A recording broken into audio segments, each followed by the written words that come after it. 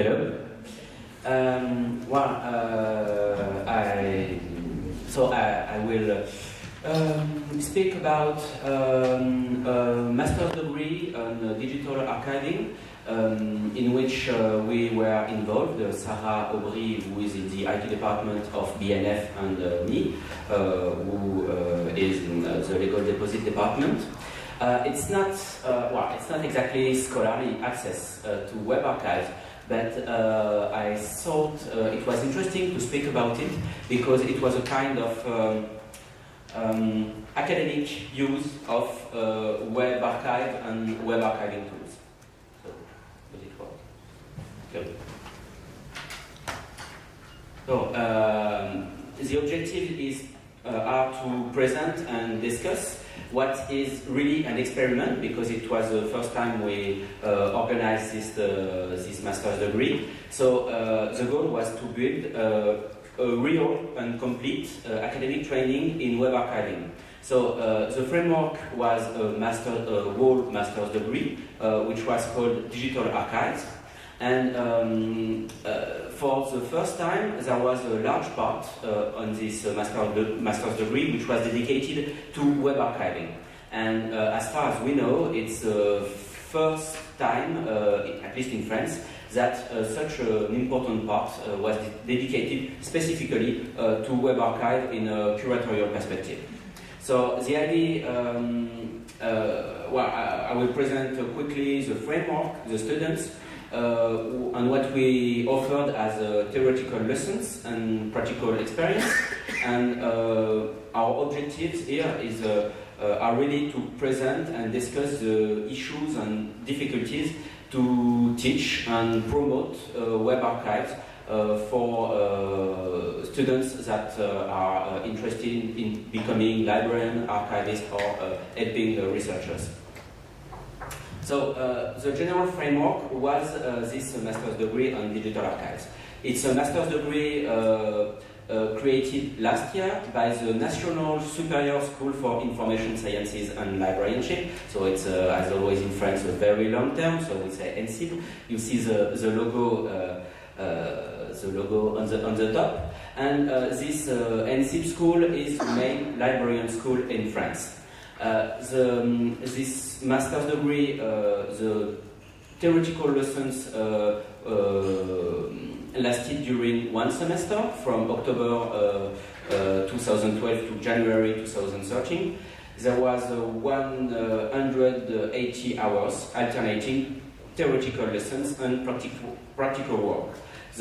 On the second semester, the students were supposed to have an internship either in a public institution or in a private company.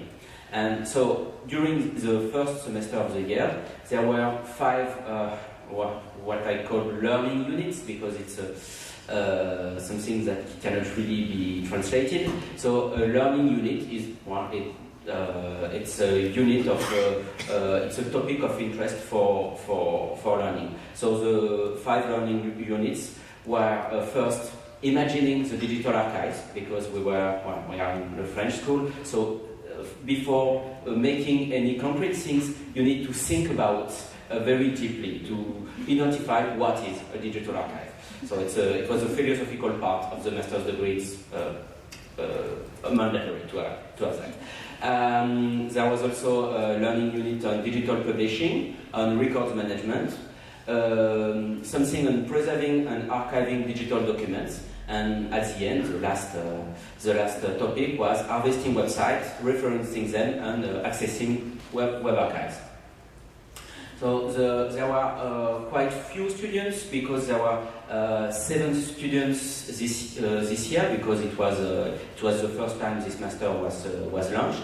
And their profile, without surprise, was mainly in humanities and social sciences, which is not very surprising for a librarian school. So history, philosophy, and literature.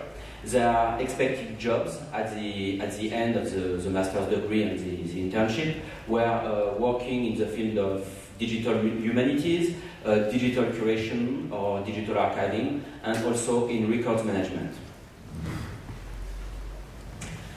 So what were the objectives of this learning unit? Basically, it was to offer a broad overview of all web archiving goals, main stakeholders, and methods. And the difficulty was to not only to speak about our national library experience, but to see other, all the other fields where those students may work. Because as we always say, see in IAPCGA, web archiving is not only a big national library topic.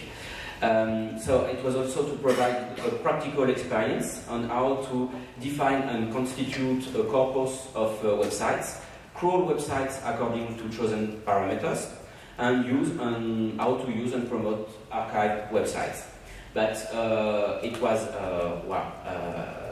was not an information technology master's degree. It was not an extensive training course on web archiving tools. It was absolutely not the goal. So first, there were some what I call theoretical lessons, even though they may be more practical, but formal presentations by teachers.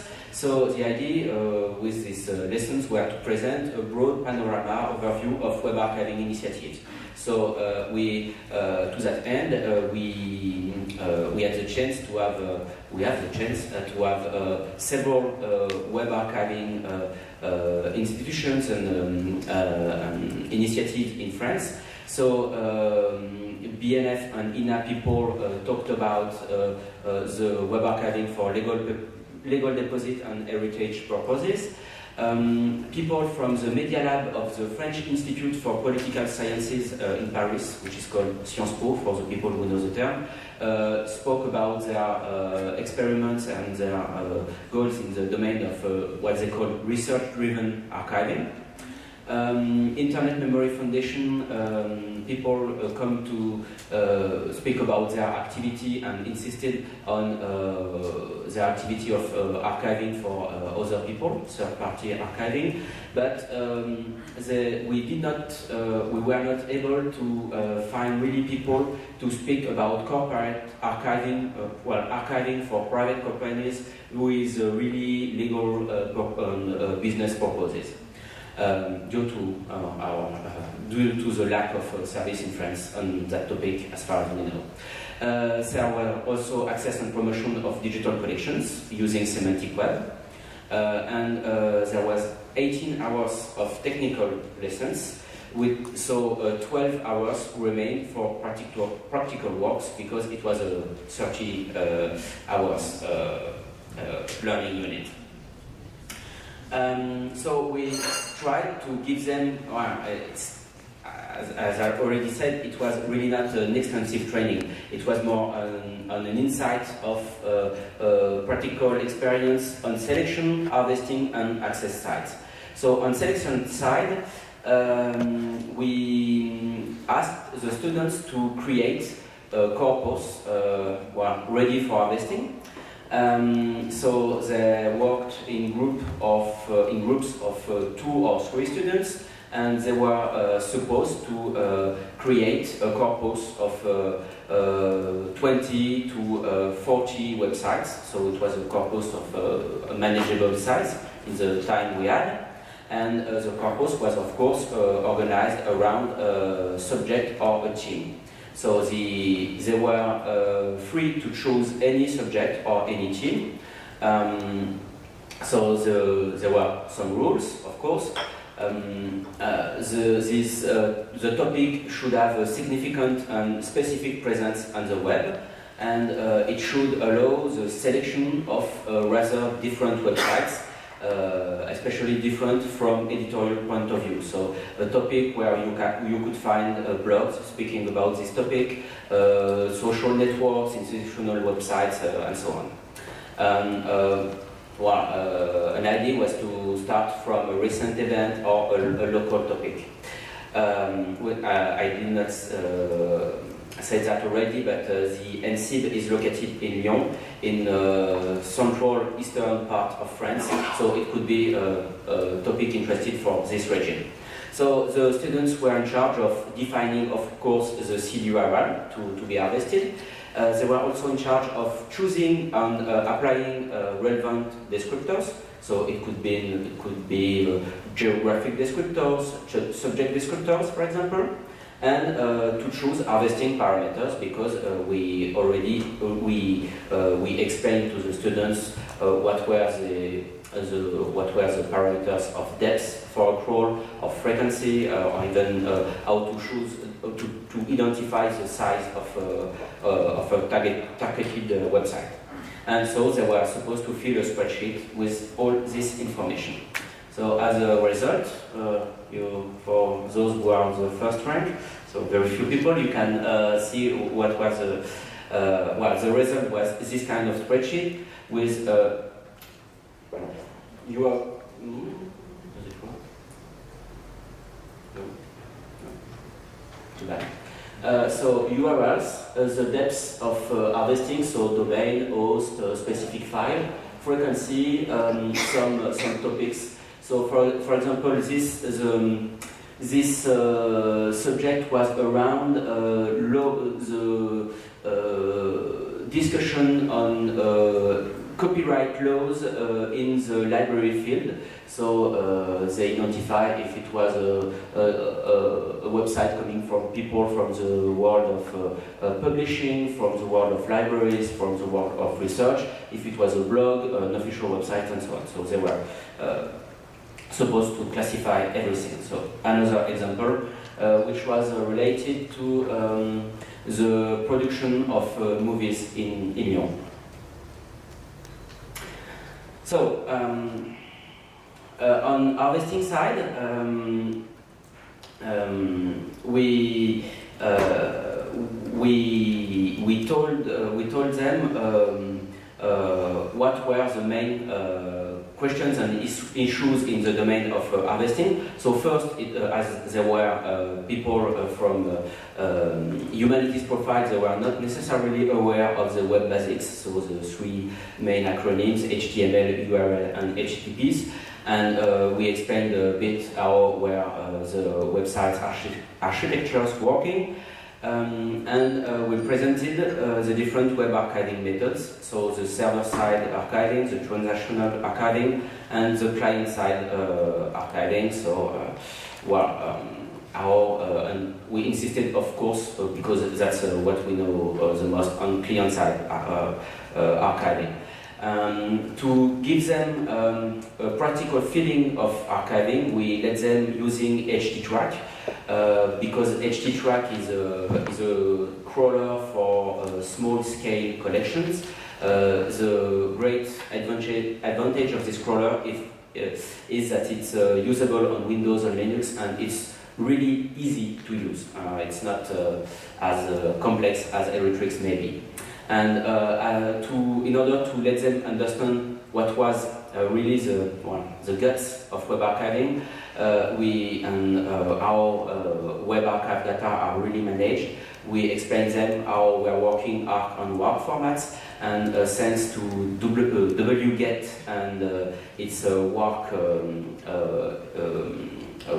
producing function, they were able to crawl some websites, some web pages, and to have WARC formats and to look at WARC formats.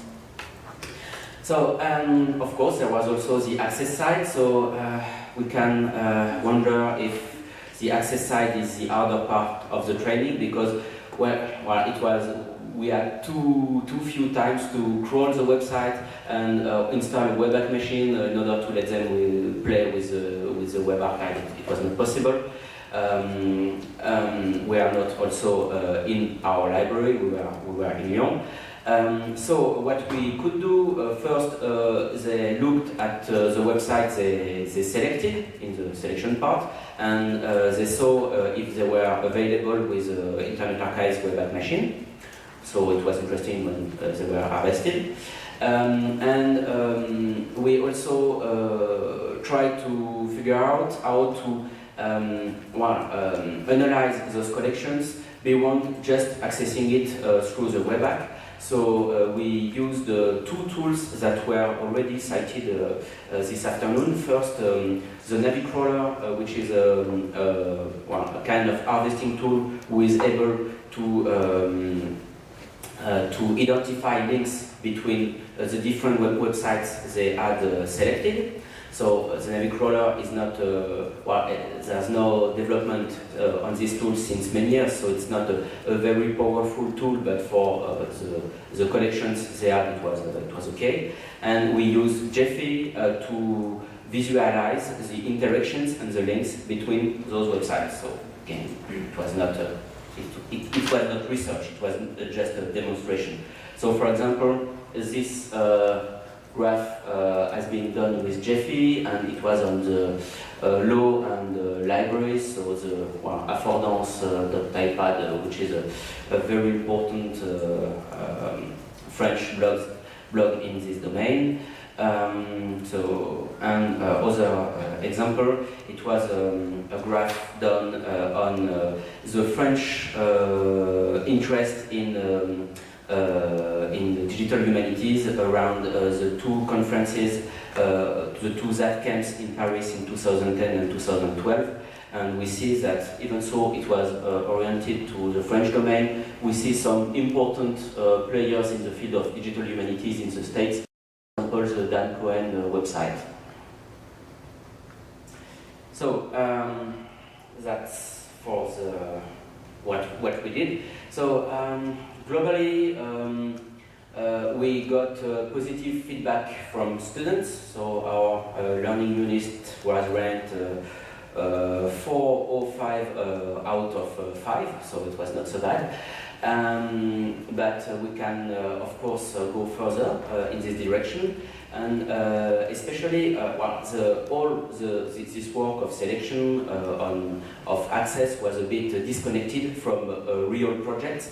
So the idea would be next year to work with local institutions to make the work more concrete. For example, we could work with the local library, which is the town library of Lyon. They have a partnership with BNF in harvesting websites.